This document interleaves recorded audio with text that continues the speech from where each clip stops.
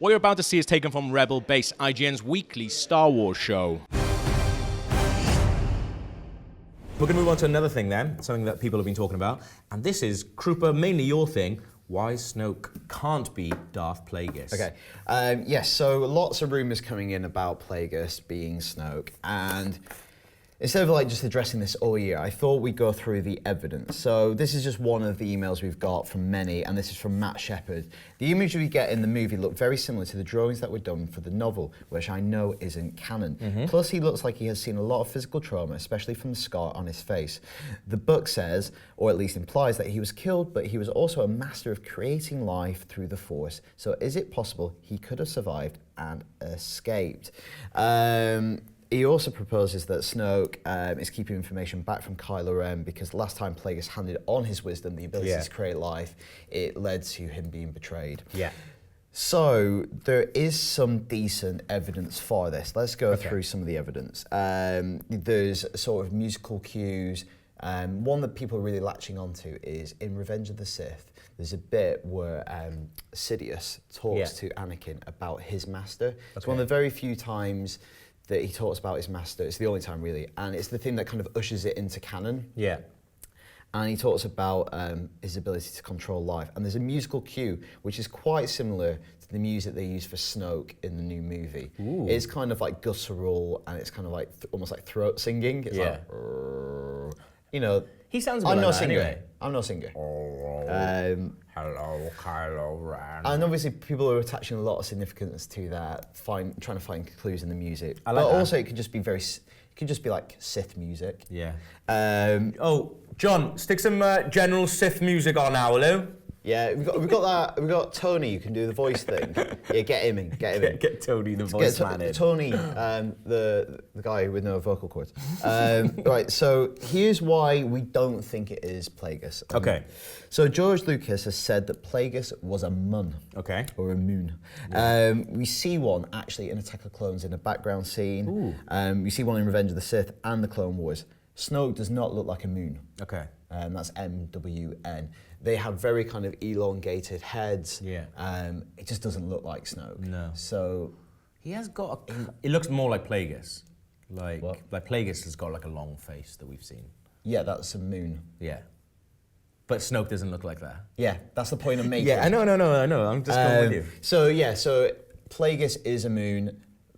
Snoke does not look like that at all. No. Like, if you wanted it, you would just make it look like there's a template for what that species should look like. Yeah. It'd be strange to veer from that if you're going to go back into that place. And then, especially if you're going to introduce him and then go, oh yeah, it's Darth Plagueis, he's a moon. Yeah. And be like, well, it doesn't look like that. Why doesn't it look like that? And I know for vast majority of people that wouldn't even register. Yeah. We'll get onto that in a second. Second one. Abrams, when asked about this at Comic-Con, Lawrence Kasdan didn't even seem to know who Darth Plagueis was. Really? Yeah, because Lawrence Kasdan wrote on the originals, wasn't really involved in the prequels. Right.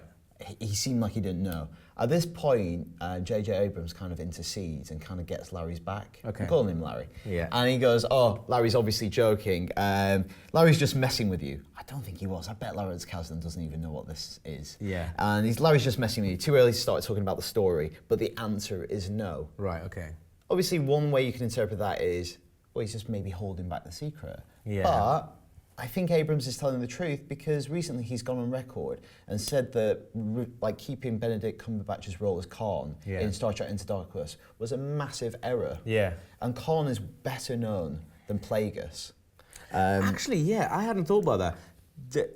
It's less. It feels like it's less of a big thing. Khan and Plagueis feel slightly different because obviously Plagueis is just a thing that hardcore Star Wars fans know about. So it feels like it's not quite the Khan reveal disappointment where you'd be like, oh, why didn't you just say it was Khan all the time? Plagueis could still be really cool because, I guess 90% of people going to see that film probably don't know who he is. So my final, actually, that was going to be my final point we're saying now, but the fact that the vast majority of people won't know what that is. Yeah. How does that play? Yeah. Is that an enjoyable reveal for the small amount of people who know these additional things? Yeah. Otherwise, you're going to have to like transmit some of that information again for that new audience. Yeah. Otherwise, they're just going to go, I don't remember that bit where Palpatine talks about his master being able to control life. I think it's harder almost to get a fresh audience back to a place where that reveal works for them. Also, like, if you're the people who handed the keys to the Star Wars kingdom and gone, like, you're Rian Johnson, you're like J.J. Abrams, and these amazing storytellers, why would you want to go digging around in like old archives of Star Wars stuff that people don't know about when you could create your own characters and do something new? Yeah, and I think on the contrary, like similar to that, but slightly aside to it, it's like you might not want to reuse these old characters. You might go, oh, it's interesting that the biggest bad in the Star Wars universe, movie universe, is Palpatine. Yeah. Who was his master? That's interesting. You'd want to know about that. Yeah. But you would then go, if we're delving into like the Jedi's like their fortunes like rising and falling, obviously interconnected with that is the Sith. Yeah. You might want to go back, but it doesn't necessarily have to be Plagueis. It can be an older evil without having to be something so specific that requires like audiences to remember a film from like over 10 years ago. Yeah, no, I think you're right. Another bit of information, Andy Serkis has said, it is very much a newly introduced character. He's aware of what's gone on in the respect that he's been around and is aware of prior events. Right. I think it'd be fair to say he's aware of the past to a great degree. Obviously, he has a huge agenda. He has suffered a lot of damage. As I said, there's a strange vulnerability to him, which belies his true agenda, I suppose. Oh. So that kind of, you can read that both ways, but it does say newly introduced character. Yeah. So it could, I think that's kind of foggies the issue because I think he's been around for a long time, so he might have been embedded with the Sith or the dark side of the Force for a long period of time, without necessarily being Plagueis. And finally, the last bit of evidence we could find to kind of contradict this theory that Plagueis is Snoke is in the art book, which came out, I know a lot of people got for Christmas. It seems right until they went through so many different designs for Snoke. Yeah. Even until very late on, Abrams and creative supervisor Neil Scanlon, they didn't want Snoke to be old, and they even discussed the idea of it being a woman.